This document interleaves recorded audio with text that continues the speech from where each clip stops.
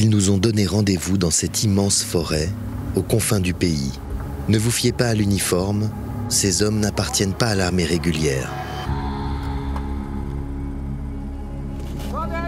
Ils font partie de la Ligue de défense estonienne, un groupe paramilitaire. Leur mission, défendre leurs terres. Ils sont là pour s'entraîner à tuer.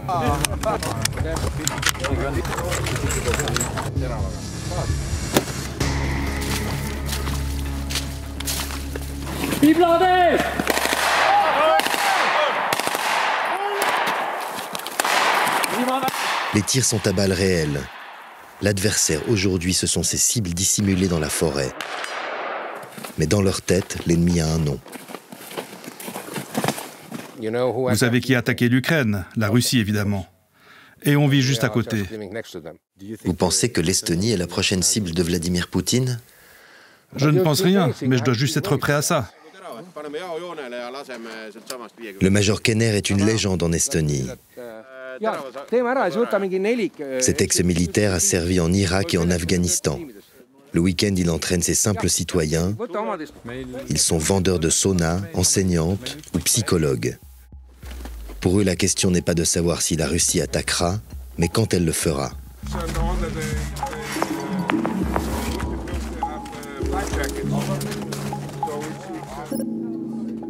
Comme eux, 30 000 Estoniens seraient membres de groupes paramilitaires. Depuis le début de la guerre en Ukraine, le nombre de volontaires a explosé. J'ai longtemps hésité à rejoindre la Ligue de défense estonienne. Mais quand la Russie a attaqué l'Ukraine, j'ai compris que c'était urgent. Comment est-ce que tu vois les Russes? Je n'en ai pas une image idéale. Je les aime pas vraiment. Anneli est commerçante. Cette jeune maman s'entraîne depuis 5 ans. Je veux pouvoir défendre ma patrie, mon droit de vivre en liberté. Personne ne peut me prendre ça. J'ai une vie simple, mais je veux être prête si cela tourne mal.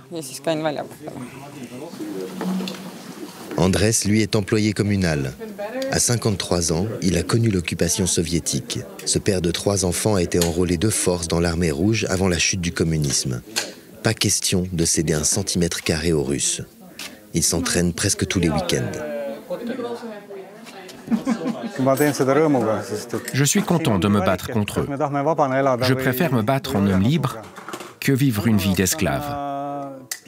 J'ai peur que la guerre arrive ici un jour ou l'autre. Tant que je peux me battre, je préfère mourir que de voir mes enfants tués.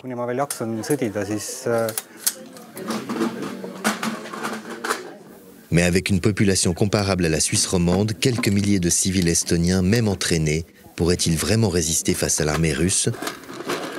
Le major, grand amateur de navigation et de football, manie la métaphore.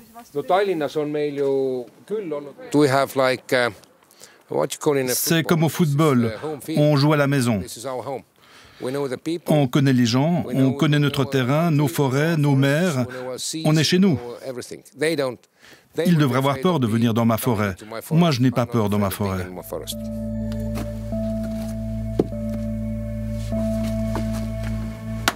L'entraînement terminé, Andrés nous fait visiter sa maison, ou plutôt sa forêt. Il possède ici 5 hectares, dont ce petit lac. Et quand on lui demande s'il se baigne parfois l'été, il sourit et nous fait signe de l'attendre.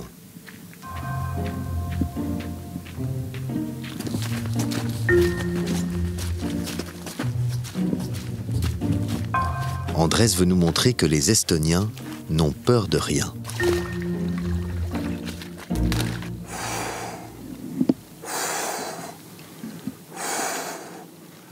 À peine réchauffé, Andrés se dit prêt à tout pour défendre sa liberté. J'ai toujours rêvé de vivre dans ma propre maison. C'était impossible pendant l'ère soviétique. J'ai le courage de me battre contre les Russes justement parce que j'ai combattu dans leur rang et je sais ce que c'est. Si on se bat, on a une chance. Sinon, on sera tué ou envoyé en Sibérie. On n'a pas le choix. J'ai un fils dans l'armée. Si la guerre arrive, on prendra les armes et on partira au combat depuis ici. Mais la crainte de l'ogre russe gagne aussi l'intérieur du pays. Tallinn, la capitale. On l'appelle la perle de la Baltique. Les murs de la ville sont parés aux couleurs du pays et aussi de l'Ukraine. L'Estonie compte parmi les principaux soutiens de Kiev. Au cœur du centre historique, l'ambassade de Russie fait figure d'exutoire. Les habitants ne font pas dans la politesse.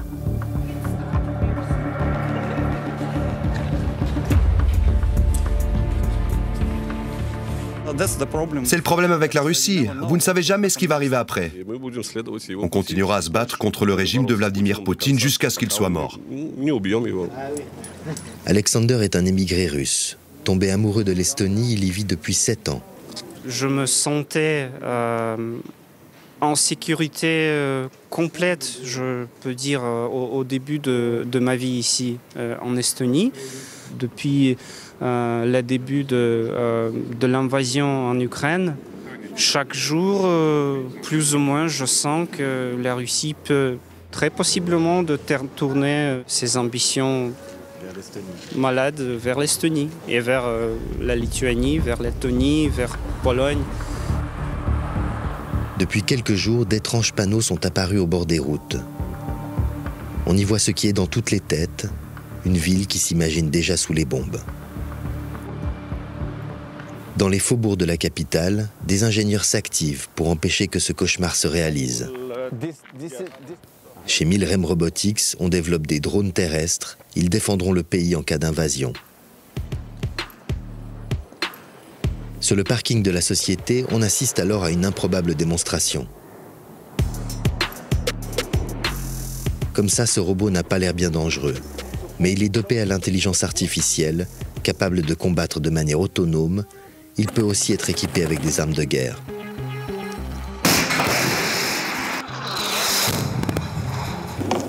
Plusieurs de ces robots estoniens sont déjà utilisés en Ukraine. La Russie cherche à tout prix à mettre la main dessus. Il y a environ une année, la Russie a promis une récompense de 1 million de roubles pour la capture de notre robot. Ils voulaient prendre notre technologie pour se l'approprier. Et la semaine passée, on a appris que la récompense est passée à 2 millions. L'Estonie est l'un des pays qui investit le plus dans sa défense. 3,2% de son PIB, bien loin des 0,8% de la Suisse. Bien sûr, on espère que personne ne nous attaquera, mais pour être sûr de l'éviter, il faut s'en donner les moyens. C'est exactement ce qu'on fait ici. Mais une guerre hybride a peut-être déjà commencé en Estonie. Pour s'en rendre compte, il faut traverser tout le pays, jusqu'à la frontière russe, dans la ville de Narva. Ce pont est l'un des derniers points de passage terrestre entre l'Europe et la Russie. D'un côté, la forteresse et la ville russe d'Ivangorod, de l'autre, Narva. Le pont est sous haute surveillance, c'est un haut lieu de trafic d'armes et de matériel technologique sensible orchestré par la Russie. Début février, il a été fermé aux véhicules. Seuls les passages à pied sont encore autorisés.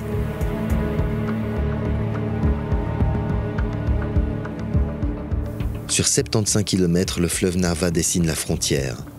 Une barrière naturelle, mais bien gardée. On embarque avec Arles, il est garde-frontière.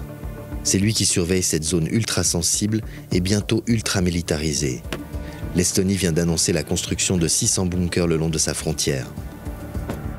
La Russie est juste là, il suffirait de quelques brasses pour l'atteindre. Mieux vaut ne pas s'y risquer. C'est une arme américaine. En patrouille, je regarde s'il y a des empreintes, je regarde aussi les images. Et vous avez déjà utilisé cette arme ? Seulement en cas de nécessité, bien sûr. C'est pour la sécurité de l'Estonie. C'est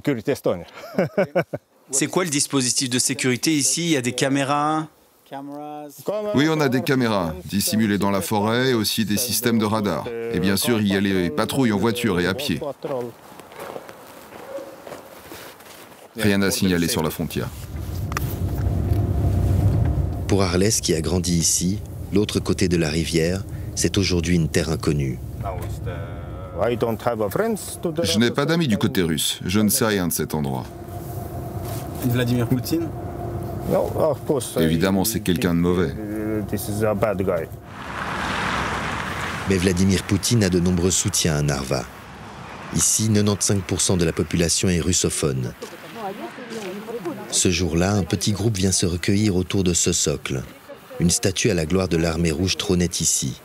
Le gouvernement de Tallinn l'a déboulonnée suite à la guerre en Ukraine. Bien sûr, il y a beaucoup de gens qui parlent russe ici et dans toute la région. Et tout le monde s'est senti insulté quand ils ont détruit ce monument. C'est vraiment barbare. Ceux qui ont fait ça sont des barbares. On est reconnaissants et fiers parce que les Russes nous ont permis d'avoir la paix au-dessus de nos têtes. Olga, Tatiana et les autres sont membres d'un parti politique influent à Narva.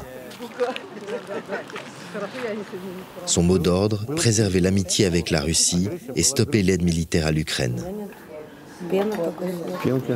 Le ministre de la Défense dit que nous devons aider l'Ukraine parce que nous sommes en guerre.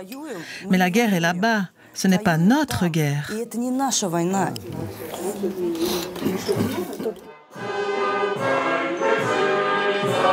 Ce 24 février, des milliers de personnes sont réunies à Tallinn. Triste coïncidence, le jour de l'indépendance de l'Estonie marque également les 2 ans du déclenchement de la guerre en Ukraine. Tous les regards sont tournés vers la première ministre Kaja Kallas. La chef du gouvernement a acquis une notoriété mondiale depuis que Moscou a émis un mandat d'arrêt à son encontre. Vladimir Poutine lui reproche le déboulonnage des statues soviétiques. À l'issue de la cérémonie, elle accepte de répondre à nos questions. La Suisse est vraiment au cœur de l'Europe. Vous avez de bons voisins, mais ce qui arrive en Europe concerne aussi la Suisse.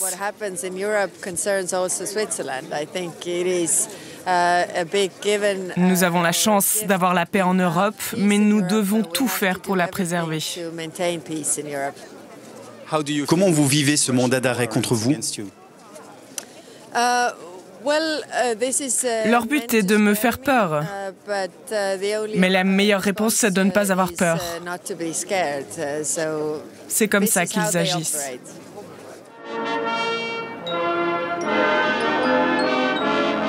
Le défilé militaire est sous haute surveillance. Troupes d'élite, véhicules blindés, l'Estonie montre les muscles. Aujourd'hui, le mot d'ordre, c'est Elaguesti, longue vie à l'Estonie. Un cri du cœur, sans doute suspendu aux ambitions imprévisibles de Vladimir Poutine.